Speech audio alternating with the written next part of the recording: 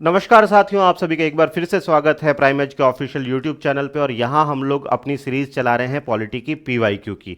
PYQ की series आप में से काफ़ी लोगों को पसंद आ रही है, जो कि मेरे लिए भी बहुत अच्छी बात है, क्योंकि आपको वो क्वेश्चंस जो आपको अलग अलग जगह से छांटने पड़ रहे थे, अब टॉपिक वाइज आपको प्रीवियस ईयर के क्वेश्चन प्लस ऐसे क्वेश्चंस जो कि आने वाले टाइम में आपके सामने देखने को मिल सकते हैं। क्योंकि आरपीएससी अपना पैटर्न चेंज कर रहा है। काफ़ी सारे एग्जाम्स के अंदर पैटर्न जो है वो थोड़ा सा टफ मिल गया है। टफ पैटर्न का मतलब ये नहीं कि कॉन्सेप्ट टफ हो गए, कॉन्सेप्ट अभी भी आसान है, पर क्वेश्चन कैसे आ सकते हैं वो जानने के लिए आपको थोड़ी सी प्रैक्टिस की जरूरत पड़ती है।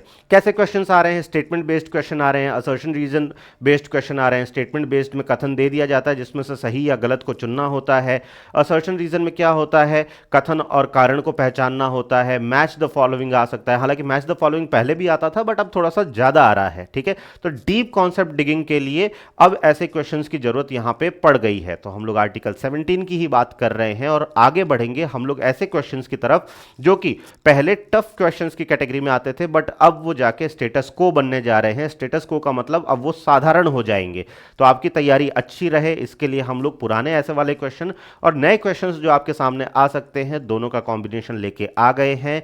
बहुत कम समय के अंदर ज़्यादा से ज़्यादा तैयारी के लिए हम लोग आपके लिए इस सीरीज़ को चला रहे हैं। साथ में बने रहिए। शुरू करते हैं। पिछली बार 25 नंबर क्वेश्चन तक हो गया था, अब हम लोग पार्ट 2 में क्वेश्चन नंबर 26 से शुरू कर रहे हैं। पिछला पार्ट नहीं देखा है तो पिछला पार्ट जरूर देखें, उसके अंदर बेसिक क्वेश्चंस हो चुके हैं। और उन क्वेश्चंस को जिसने देखा है उनके लिए ये क्लास आसान होने वाली है। अदरवाइज नहीं देखा है तो पहले इस क्लास को देख लें और बाद में जाके आप अच्छे से रिवाइज भी कर सकते हैं। आते हैं डायरेक्ट क्वेश्चन के ऊपर। Which high court judgement stated that untouchability is not defined in the act and should be understood in the historical context? किस उच्च न्यायालय के फैसले में यह कहा गया कि अस्पृश्यता अधिनियम में परिभाषित नहीं है और इसके ऐतिहासिक संदर्भ में समझना जरूरी है? इसको ऐतिहासिक संदर्भ में समझना जरूरी है। राजस्थान हाईकोर्ट ने कहा, मैसूर हाईकोर्ट ने कहा, मद्रास हाईकोर्ट ने कहा या फिर बॉम्बे हाईकोर्ट ने कहा? किस हाईकोर्ट ने कहा? देखिए, सबसे पहले ये वाली चीज जो मैंने ड्राफ्ट आर्टिकल 11 और संविधान सभा की बात की थी, तब भी आपको बताया था कि डिफाइन करने के लिए तो यहां पे कहा गया था, डिफाइन करने के लिए कि अनटचेबिलिटी को डिफाइन कर दो ताकि थोड़ा काम आसान हो जाएगा। पर वहां पे फिर कॉन्स्टिट्यूएंट असेंबली के बाकी लोगों ने कहा कि नहीं, डिफाइन नहीं करना चाहिए, क्योंकि अनटचेबिलिटी अपने आप में ही अंडरस्टूड है। छुआछूत सबको पता है क्या होती है। ठीक है, तो मैसूर हाईकोर्ट ने फिर लास्ट में कहा कि हिस्टोरिकल कॉन्टेक्स्ट के अंदर अनटचेबिलिटी को लिया जाना चाहिए, भले ही वो कहीं पे भी डिफाइंड नहीं है। नेक्स्ट क्वेश्चन देखिए। If a person is convicted of an offense of untouchability, they are disqualified from। यदि किसी व्यक्ति को अस्पृश्यता के अपराध के लिए दोषी ठहराया जाता है तो वह निम्न के लिए अयोग्य हो जाता है। किसके लिए अयोग्य हो जाता है? वोटिंग के लिए अयोग्य होता है क्या? नहीं, वोटिंग के लिए अयोग्य नहीं होता है। कॉन्टेस्टिंग इलेक्शंस टू पार्लियामेंट और state legislature, holding government job, buying property. अगर आप आर्टिकल 17 के थ्रू बने किसी भी एक्ट के अंदर, चाहे वो 1989 का SC/ST एक्ट हो, चाहे वो 1955 का सिविल राइट्स एक्ट हो या बाकी कोई भी एक्ट हो, अगर उसके अंदर आप कन्विक्ट हो जाते हैं तो इमीडिएट डिस्क्वालिफिकेशन हो जाती है। आप फिर लोकसभा, राज्यसभा या फिर सेंट्रल लेवल या फिर राज्य स्टेट लेवल के कोई भी इलेक्शन को नहीं लड़ सकते हैं। इतना ज्यादा घातक है। ठीक है, चलिए नेक्स्ट देखिए। The burden of proof lies on whom under the Protection of Civil Rights Act 1955। नागरिक अधिकार संरक्षण अधिनियम 1955 के तहत सबूत का बोझ किस पर होता है?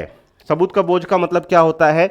मान लीजिए कि मेरे ऊपर किसी ने इल्जाम लगाया कि मैंने क्या कहते हैं, अस्पृश्यता की है, मैंने अनटचेबिलिटी की है, मैंने छुआछूत की है। अब किसे ये प्रूव करना होगा कि मैंने ये अनटचेबिलिटी नहीं की है या मैंने अनटचेबिलिटी की है? ये मुझे प्रूव करना होगा। जो अक्यूज्ड होगा उसको प्रूव करना होगा, जिसके ऊपर इल्जाम लगाया गया है उसे प्रूव करना होगा। ठीक है, विक्टिम को प्रूव करना पड़ेगा? नहीं। राज्य को प्रूव करना पड़ेगा? नहीं। आरोपी पर या पुलिस पर? आरोपी के ऊपर अब बर्डन आ जाता है, अब बोझ आ जाता है कि आप प्रूव करिए कि आपने अनटचेबिलिटी नहीं की है। ठीक है, चलिए नेक्स्ट देखिए। Article 17 is an exception to which other article in terms of discrimination. भेदभाव के संदर्भ में अनुच्छेद 17 किस अन्य अनुच्छेद का अपवाद है? आर्टिकल 15, 19 या 25 या फिर डी कहता है नन, इट कॉम्प्लीमेंट्स देम। कोई नहीं, यह उनका पूरक है। आर्टिकल 17 किसी के अगेंस्ट नहीं जाता है बल्कि कॉम्प्लीमेंट करता है। बाकी जो आर्टिकल्स हैं, चाहे वो 14 हो, 15 हो, 16 हो या 19 हो या 25 हो, किसी के अगेंस्ट नहीं जाता है बल्कि उनका पूरक है, उनको कॉम्प्लीमेंट करता है। याद रखेंगे, इंपॉर्टेंट है, ठीक है। नेक्स्ट देखिए, which statement is not correct regarding article 17। अनुच्छेद 17 के संबंध में कौन सा कथन सही नहीं है? नहीं वाले को देखना है, नॉट वाले को देखना है। आर्टिकल 17, इट मतलब article 17 abolishes untouchability in all forms, यह सभी रूपों में अस्पृश्यता को समाप्त करता है। बात तो सही है, हमें तो गलत को ढूंढना है। It is the self operating right without need for parliamentary law, यह सेल्फ ऑपरेटिंग राइट है, क्या इसके लिए किसी और लॉ की जरूरत नहीं है? नहीं, ऐसा नहीं है, हमें अलग से लॉज बनाने पड़ते हैं। इसीलिए हम लोगों ने अनटचेबिलिटी प्रोहिबिशन एक्ट 1955, जिसका बाद में नाम चेंज कर दिया 1976 में, और नाम रख दिया हमने सिविल राइट्स एक्ट। उसके बाद में SC/ST एक्ट भी बनाया। तो इसका मतलब सेल्फ ऑपरेटिंग तो नहीं है, यह संसदीय कानून की आवश्यकता के बिना एक स्वसंचालित अधिकार है। स्वसंचालित तो नहीं है, हमें गलत ढूंढना था, रॉन्ग ढूंढना था। यह हो गया हमारा आंसर। बाकी दो भी पढ़ लेते हैं। It is available against private individual, बिल्कुल ये प्राइवेट इंडिविजुअल्स के अगेंस्ट भी अवेलेबल है। It's main objective is social justice, बिल्कुल सही, ये सोशल जस्टिस को भी लेके आता है। तो बी हो गया हमारा answer. Consider the following statement, दो स्टेटमेंट आपके सामने दिए गए हैं, इनको कंसिडर करिए, इन पे विचार करिए। Article 17 provides for the abolition of untouchability but does not define untouchability. अनुच्छेद 17 अस्पृश्यता के उन्मूलन का प्रावधान करता है लेकिन अस्पृश्यता को परिभाषित नहीं करता। क्या यह बात सही है? बिल्कुल सही है। Article 35 confers power on the state legislature to make laws for punishment of offense under article 17। अनुच्छेद 35 राज्य विधानमंडलों को अनुच्छेद 17 के तहत अपराधों की सजा के लिए कानून बनाने की शक्ति प्रदान करता है। क्या आर्टिकल 35 राज्य सरकारों को यह पावर देता है या पार्लियामेंट को देता है? किसको देता है? संसद को देता है। यहां पे जो ये लिखा गया है ना, स्टेट लेजिस्लेचर, ये जो राज्य के विधानमंडलों को पावर देने की बात हुई है, ये बात गलत है। बाकी आर्टिकल 15 तो सही है, आर्टिकल 15 ही पावर देता है, अनुच्छेद 15 ही पावर देता है, बात तो सही है, पर स्टेट लेजिस्लेचर को नहीं देता। तो दूसरा वाला गलत, सिर्फ पहला सही दूसरा गलत तो हो जाएगा ओनली वन। समझ में आ रहा है ना? ठीक है, चलिए। असर्शन और रीजन टाइप का क्वेश्चन आ गया। The right under article 17 is absolute, अनुच्छेद 17 के तहत अधिकार पूर्ण है, निरपेक्ष है। रीजन कह रहा है it acts as a check against both the state and private individual, यह राज्य और निजी व्यक्ति दोनों के खिलाफ एक रोक के रूप में कार्य करता है। असर्शन रीजन को सही करने का क्या तरीका बताया था मैंने आपको? पहले देखेंगे क्या दोनों कथन अपने आप में सही है, इंडिपेंडेंटली स्वतंत्र रूप से सही हैं? हां जी, पहला वाला सही है, दूसरा वाला भी सही है, पर दूसरा वाला इसका रीजन है कि नहीं, हम लोग बिकॉज लगा के चेक करते हैं, क्योंकि लगा के चेक करते हैं। एक बार क्योंकि बोल के देखिए, फिर यह सही लग रहा है क्या? अनुच्छेद 17 के तहत अधिकार पूर्ण है, निरपेक्ष है, क्योंकि यह राज्य और निजी व्यक्तियों के खिलाफ एक रोक के रूप में कार्य करता है। नहीं, पूर्ण है क्योंकि यह किसी भी फॉर्म में मना करता है, इंडिविजुअल और स्टेट दोनों के अगेंस्ट इंप्लीमेंट होता है, ऐसा नहीं है। तो रीजन सही नहीं है। तो इसका मतलब बोथ, दोनों जो कथन है, ए हो चाहे आर हो, दोनों सही हैं, दोनों ट्रू है, पर R is not the correct explanation of A. R explanation सही नहीं है, बात सही है, पर ऊपर वाले को एक्सप्लेन नहीं कर रहा है, कारण नहीं बता रहा है। चलिए भाई, which of the following is correct regarding the relationship between article 15(2) and article 17। अनुच्छेद 15(2) और अनुच्छेद 17 के बीच संबंध के बारे में निम्नलिखित में से कौन सा सही है? Article 17 is a specific application of the general prohibition of discrimination in article 15 clause 2। Article 15 clause 2 applies only to state while article 17 applies to individual. Article 17 supersedes article 15, अनुच्छेद 17 सुपरसीड करता है अनुच्छेद 15 को, का स्थान लेता है। There is no relation between them, उनके बीच कोई संबंध नहीं है। बताइए भाई, कौन सा वाला सही है इन दोनों को लेके? चलिए, आर्टिकल 17 जो है वो specific application of general prohibition of discrimination in article 15 clause 2 है क्या?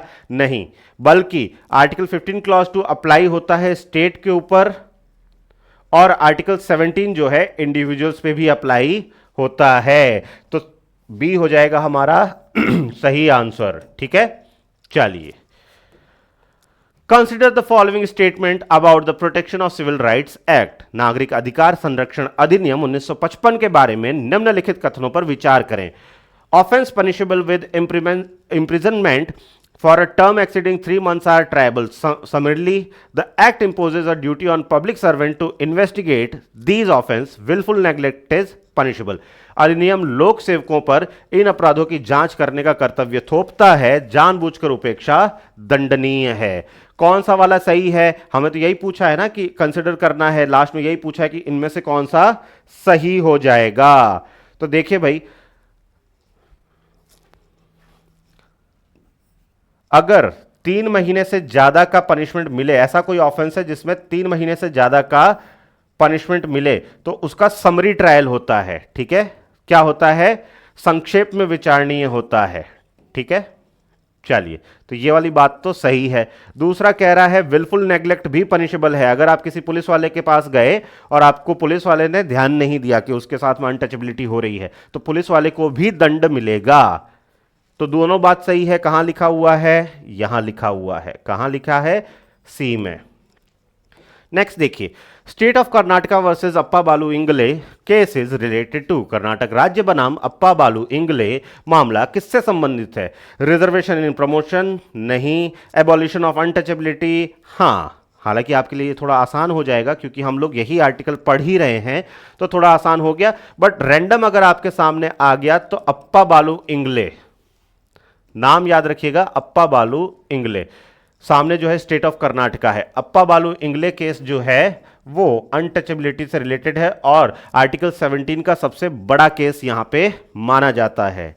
चलिए, which one of the following is not a feature of article 17? इन चारों में से कौन सा आर्टिकल 17 का अनुच्छेद 17 का फीचर नहीं है, विशेषता नहीं है? It protects the dignity of the individual, बिल्कुल ये प्रोटेक्ट करता है। यह व्यक्ति की गरिमा की रक्षा करता है, बिल्कुल करता है। छुआछूत नहीं होने देता है, व्यक्ति की गरिमा की रक्षा करता है। It is available only to citizens of India, यह केवल भारत के नागरिकों के लिए उपलब्ध है। क्या इसमें पर्सन या फिर सिटीजन वर्ड यूज हुआ है? तो यहां पे पर्सन वर्ड यूज हुआ है, सिटीजन वर्ड यूज नहीं हुआ है। तो पर्सन में तो नागरिक, सिटीजन और नॉन सिटीजन दोनों आ जाएंगे। It is available only to citizen, बात तो गलत है। यहां पे हमसे नॉट ही पूछा है। फिर भी आगे वाले सी और डी देख लेते हैं। It is an absolute right, यह एक पूर्ण अधिकार है। हाँ जी, पूर्ण अधिकार तो है।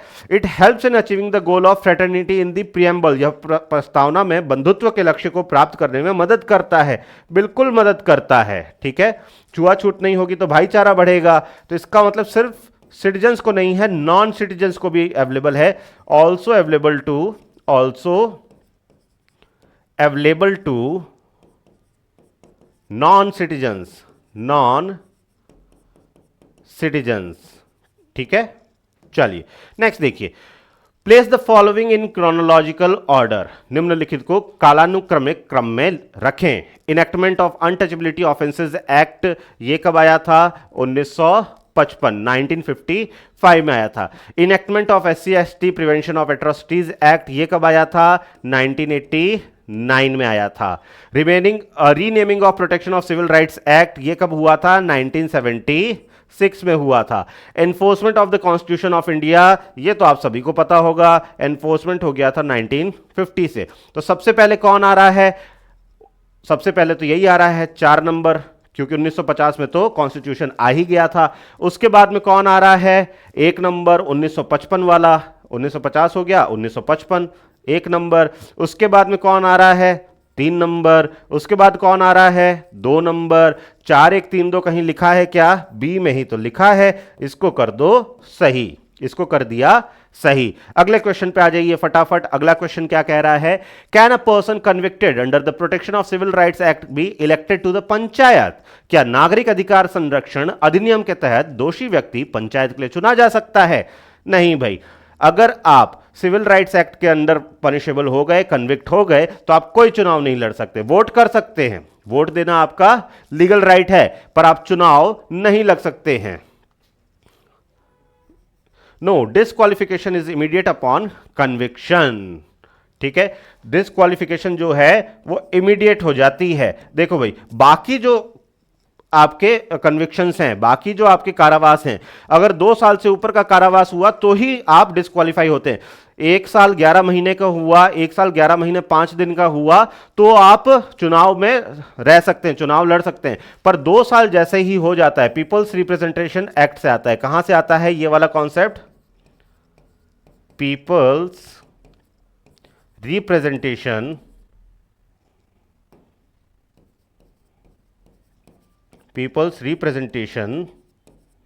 एक्ट, इसके थ्रू आता है। तो एक बार अगर आप सिविल राइट्स एक्ट में कन्विक्ट हो गए तो फिर आप पंचायत छोड़िए, पार्षद छोड़िए, सीएम छोड़िए, पीएम छोड़िए, राष्ट्रपति छोड़िए, कोई चुनाव नहीं लड़ सकते। ठीक है, नेक्स्ट देखिए, article 17 enforces which ideal of the preamble. अनुच्छेद 17 प्रस्तावना के किस आदर्श को लागू करता है? Liberty of thought, equality of status, political justice या फिर economic justice. Equality of status, कोई छोटा है कोई बड़ा है, किसी से छुआछूत हो सकती है, यह चीज दूर करना है हमें। ठीक है, तो इसलिए हम लोगों ने आर्टिकल 17 इक्वलिटी ऑफ स्टेटस को माना है। The definition of schedule caste for the purpose of article 17 and the act is found in. Schedule caste की डेफिनेशन कहां से देखने को मिलती है? शेड्यूल कास्ट जो है, शेड्यूल कास्ट कहा ही इसलिए जाता है क्योंकि आर्टिकल 366 के अंदर हमने ये कहा कि लास्ट में हम एक शेड्यूल बनाएंगे। क्या बनाएंगे? एक शेड्यूल बनाएंगे। शेड्यूल के अंदर होगी उन कास्ट की लिस्ट, उन कास्ट की लिस्ट जो कि सोशली एंड एजुकेशनली बैकवर्ड हैं और इन्हें मेन स्ट्रीम में लाने के लिए, मेन स्ट्रीम मतलब मुख्य धारा में लाने के लिए हम रिजर्वेशन भी देंगे, ट्रेनिंग भी देंगे, एटसेट्रा, ये सारी चीजें कही। ठीक है, तो एक शेड्यूल बनाया गया। शेड्यूल कास्ट अपने आप में कोई कास्ट नहीं है, तो ये कहां पे है? आर्टिकल 366 में है। तो ये रहा, इसकी डेफिनेशन आती है आर्टिकल 366 क्लॉज 24। ठीक है, नेक्स्ट देखिए, consider the following statement regarding the supreme courts interpretation of untouchability in the Sabarimala case. Sabarimala case आपको पता होगा क्या था, ये बहुत ही रिसेंट का केस है। केस का नाम जो है वो याद कर लीजिए, Indian young lawyers association versus state of Kerala.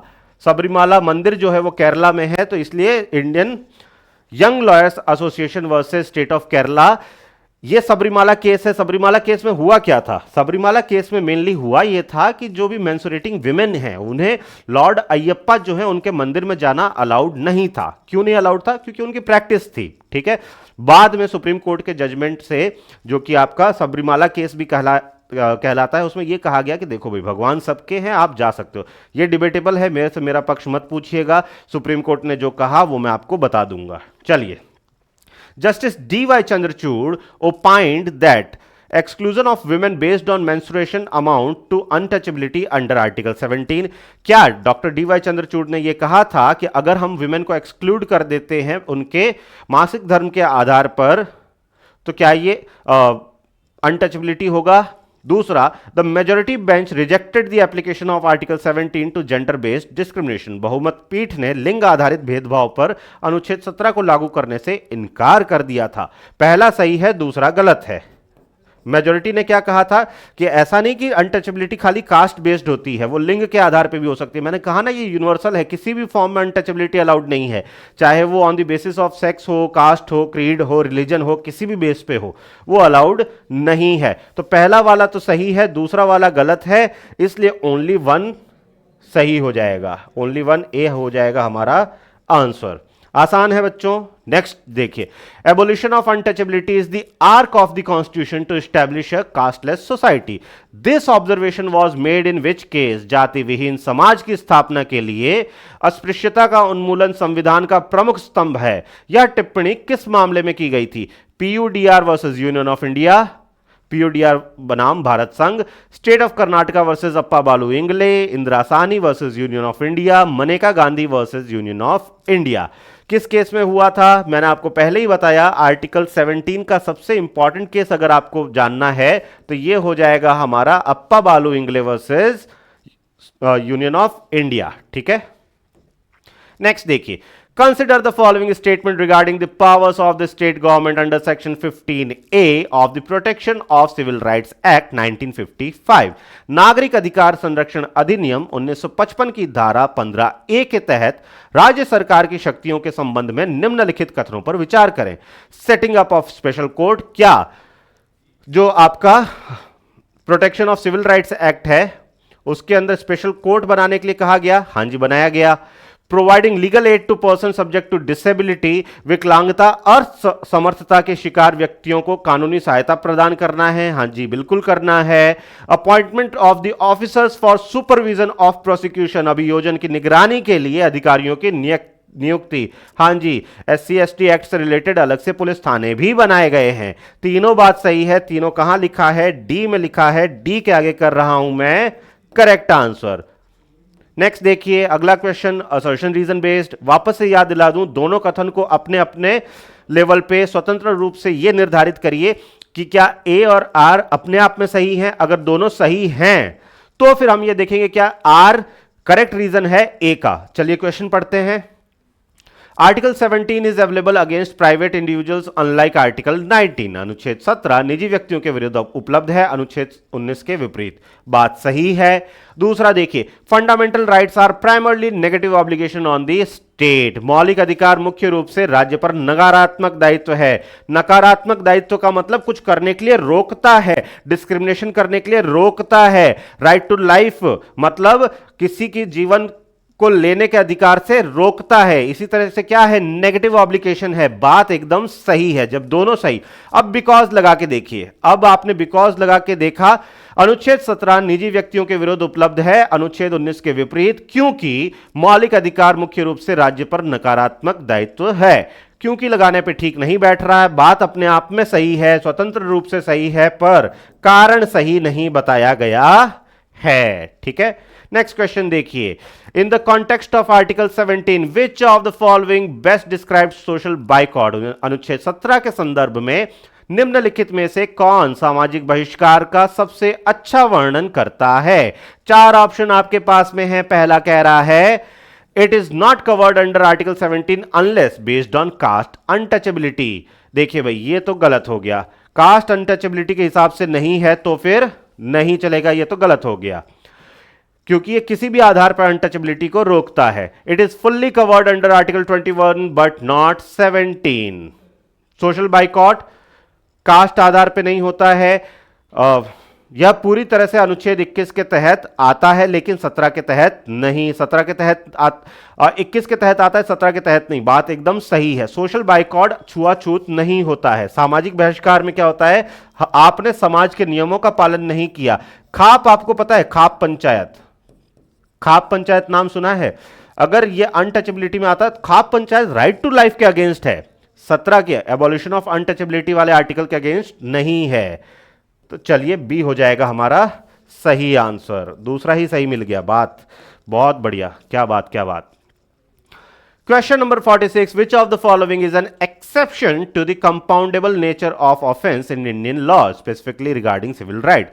भारतीय कानून में अपराधों की समझौता योग्य कंपाउंडेबल प्रकृति का अपवाद कौन सा विशेष रूप से नागरिक अधिकारों के संबंध में है? मानहानि, साधारण चोट, नागरिक अधिकार संरक्षण अधिनियम के तहत अपराध, या फिर अतिचार trespass, defamation, simple hurt, offence under protection of civil right, या फिर ट्रेसपास। देखिए भाई, एक्सेप्शन कौन सा है इन चारों में से? मतलब कौन सा कंपाउंडेबल नहीं है? डिफामेशन किया, मानहानि की, अपना कॉम्प्रोमाइज करो, घर जा सकते हो। किसी को छोटी मोटी चोट लगी है, कॉम्प्रोमाइज करो, पैसा दो, घर जाओ। ट्रेसपास किया है, अतिचार किया है, किसी के घर में बिना पूछे घुस गए हैं, किसी के प्लॉट में बिना पूछे घुस गए हैं, कोई बात नहीं, पैसा दो, बच जाओ। पर सी पीसीआर के अंदर, protection of civil rights act के अंदर, अगर आपने कोई अपराध किया है तो वो एक्सेप्शन है, वो कंपाउंडेबल ऑफेंस में नहीं आएगा। ठीक है, चलिए नेक्स्ट देखिए, does the protection of civil rights act apply to a foreigner committing untouchability in India? क्या नागरिक अधिकार संरक्षण अधिनियम भारत में अस्पृश्यता का अपराध करने वाले विदेशी पर लागू होता है? सब पे लागू होता है, सब पे लागू होता है। The act applies to whole of India and all persons within it. हां, यह अधिनियम पूरे भारत और उसके भीतर सभी व्यक्तियों पर लागू होता है। ठीक है, तो चलिए, अब यहां तक अगर आप आ गए हैं ना, तो ऐसे छोटे मोटे क्वेश्चन आप कर सकते हैं, हालांकि ये थोड़ा सा डिटेल में है। नेक्स्ट क्वेश्चन देखिए, the phrase in any form in article 17 implies, अनुच्छेद 17 में किसी भी रूप में वाक्यांश का अर्थ क्या है? डायरेक्ट फिजिकल कॉन्टैक्ट नहीं, इनडायरेक्ट डिस्क्रिमिनेशन ओनली नहीं, both direct act and indirect social sanction mimicking untouchability. किसी भी रूप में नहीं हो सकता, मतलब आप अपने आदर्शों के हिसाब से भी, अपने रिलीजियस बेसिस पे भी आप क्या कहते हैं, अनटचेबिलिटी किसी भी फॉर्म में नहीं कर सकते। डायरेक्ट इनडायरेक्ट टचेबिलिटी कोई नहीं कर सकते, अनटचेबिलिटी कोई नहीं कर सकते। Under the PCR Act, if a person refused to sell goods to a Dalit, what defense is not valid? PCR अधिनियम के तहत यदि कोई व्यक्ति किसी दलित को सामान बेचने से इनकार करता है तो कौन सा बचाव मान्य नहीं है? द शॉप वॉज क्लोज्ड, दुकान बंद है भाई, अभी सामान नहीं दे सकता, ये तो डिफेंस मान्य होगा। The goods were out of stock, माल खत्म हो गया था, माल खत्म हो जाए फिर बेचने से मना कर दें तो ये तो अलाउड है।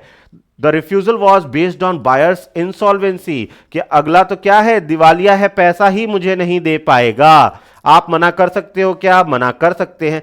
The refusal was because the sellers religion forbids interaction, इनकार इसलिए था क्योंकि विक्रेता का धर्म बातचीत की मनाही करता है। तो ये तो नहीं कर सकते, ये डिफेंस अवेलेबल नहीं है। हमसे यही पूछा गया कि कौन सा डिफेंस अवेलेबल नहीं है। तो देखिए भाई कि मेरा धर्म मना करता है, मेरे धर्म में तो हम लोग किसी का छुआ पानी नहीं पीते हैं, ऐसा नहीं चलेगा। ठीक है, last question for the day, relationship between article 17 and article 25(2)(b), अनुच्छेद 17 और अनुच्छेद 25(2)(b) के बीच संबंध क्या है? आर्टिकल 25(2)(b) रेस्ट्रिक्ट्स आर्टिकल 17, अनुच्छेद 25(2)(b) अनुच्छेद 17 को प्रतिबंधित करता है। Article 25(2)(b) supports article 17 by throwing open Hindu religious institution to all classes. अनुच्छेद 25(2)(b) हिंदू धार्मिक संस्थानों को सभी वर्गों के लिए खोलकर अनुच्छेद 17 का समर्थन करता है। दे आर कॉन्ट्राडिक्टरी, वे विरोधाभासी हैं। या article 17 applies to secular matters, 25 to religious matters. अनुच्छेद 17 धर्मनिरपेक्ष मामलों पर लागू होता है और 25 आर्टिकल 25 जो है सिर्फ धर्म पर लागू होता है। नहीं भाई, बी वाला सही है। क्या कह रहा है? Article 25(2)(b) support article 17, 25(2)(b) तो सपोर्ट करता है आर्टिकल 17 को। कैसे? बाय थ्रोइंग ओपन, खुला करता है हिंदू रिलीजियस इंस्टीट्यूशन को सभी क्लासेस के लिए। कोई भी आए कोई भी जाए, मंदिर में आना जाना किसी को मना नहीं है। अनुच्छेद 25(2)(b) हिंदू धार्मिक संस्थानों को के सभी वर्गों को के लिए खोलकर अनुच्छेद 17 का समर्थन करता है। ठीक है, तो कॉन्ट्ररी नहीं है भाई, दोनों के बीच में क्या है? सामंजस्य है, बहुत अच्छी दोस्ती है। आई होप आपको ये बिल्कुल अच्छे से समझ में आ गया होगा। आर्टिकल 17 पे अब कोई भी क्वेश्चन आ जाए आपसे कभी गलत होगा ही नहीं। ऐसे ही आर्टिकल 18 के लिए भी तैयार रहिएगा। आपका आर्टिकल 17 करीब करीब 1 से सवा घंटे के अंदर पूरा हो चुका है। आपको मजा आया होगा आई होप। ऐसे ही पूरे कॉन्स्टिट्यूशन, पूरी पॉलिटी, पूरी की पूरी राजस्थान पॉलिटी के लिए मेरे साथ जुड़े रहें। अंकित सर आपकी रीजनिंग की क्लास ले रहे हैं, निशांत सर के साइंस के कैप्सूल्स आपके पास में आ रहे हैं, और भी काफ़ी सारे टीचर्स आपसे इंटरेक्ट हो रहे हैं। सबके साथ में जुड़े रहें, सबकी वीडियोज़ को देखें और सबकी वीडियोज़ को लाइक करें, क्योंकि अल्टीमेटली आपको एग्जाम किसी एक सब्जेक्ट से नहीं निकालना है।